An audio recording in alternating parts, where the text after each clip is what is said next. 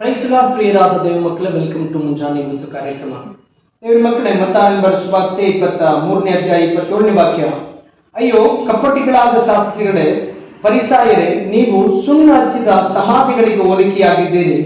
ಇವು ಹೊರಗೆ ಚಂದವಾಗಿ ಕಾಣುತ್ತವೆ, ಒಳಗೆ ನೋಡಿದರೆ ಸತ್ತವರ ಎಲುಬುಗಳಿಂದಲೂ ಎಲ್ಲ ಹೊಲಸಿನಿಂದಲೂ ತುಂಬಿರುತ್ತದೆ. ಗಮನಿಸುವೆ, ಯೇಸು ಕ್ರಿಸ್ತನು ಹೇಳುವಂತ ಶ್ರೇಷ್ಠವಾದ ಮಾತು. ಅನೇಕ ಜನರು ಹೊರಗೆ ನೋಡುವಾಗ ಅನೇಕರನ್ನ ಒಳ್ಳೆಯ ಮನಸ್ಸುಳ್ಳವರೇನೋ, ನಮ್ಮನ್ನು ತುಂಬಾ ಚೆನ್ನಾಗಿ ಮಾತನಾಡಿಸ್ತಾರೆ, ನಮ್ಮನ್ನು ತುಂಬಾ ಚೆನ್ನಾಗಿ ಎಲ್ಲವನ್ನ ನೋಡಿಕೊಳ್ತಾರೆ ಎನ್ನುವ ಹಾಗೆ ಕಾಣಲ್ಪಡ್ತಾರೆ ಅಷ್ಟೇ.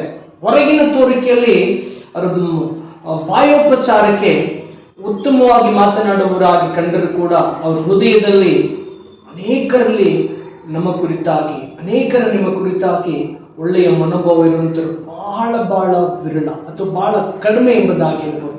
ಕಾರಣ ಏನೆನ್ನುವುದಾದರೆ, ಈ ಲೋಕದಲ್ಲಿ ಹೊರಗಿನ ತೋರಿಕೆಯ ಪ್ರಕಾರ ಅನೇಕರು ಒಳಗೆ ಇಲ್ಲ.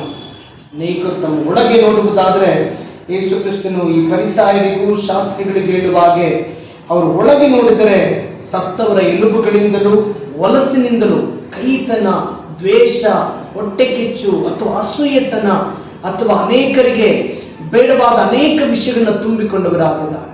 ಯೇಸು ಸ್ವಾಮಿಯ ಮಕ್ಕಳಾಗಿರೋ ನಿಮ್ಮ ಒಳಗೆ, ಅಂದರೆ ನಮ್ಮ ಆತ್ಮದಲ್ಲಿ, ನಮ್ಮ ಹೃದಯದಲ್ಲಿ, ನಮ್ಮ ಮನಸ್ಸಿನಲ್ಲಿ ಯಾರ ಕುರಿತಾಗಿ ಇಂಥ ಕೈ ಭಾವನೆಗಳಿಲ್ಲದ ಹಾಗೆ ದೇವರಿಗೆ ಸ್ತುತಿಸುವ, ಆರಾಧಿಸುವ ನಾವು ಯಥಾರ್ಥರಾಗಿ, ಸತ್ಯವಂತರಾಗಿ ಜೀವಿಸಬೇಕೆಂಬುದಾಗಿ ದೇವರ ವಾಕ್ಯ ಕಲಿಸುತ್ತದೆ. ಹಾಗಾಗಿ ನಾವೆಲ್ಲರೂ ಕೂಡ ಈ ಸುಣ್ಣಹಚ್ಚಿದ ಸಮಾಧಿಗಳಾಗಿರದೆ ಎಲ್ಲ ಒಳಗೂ ಹೊರಗೂ ಒಂದೇ ರೀತಿಯಾಗಿರುವವರಾಗಿರೋಣ. ಅದರ ಮೂಲಕವಾಗಿ ದೇವರು ನಾಮವನ್ನು ಮಹಿಮೆಪಡಿಸೋಣ. ದೇವರು ನಿಮ್ಮನ್ನು ಈ ವಾಕ್ಯದ ಮೂಲಕ ಆಶೀರ್ವದಿಸಲಿ. God bless you. Have a nice day.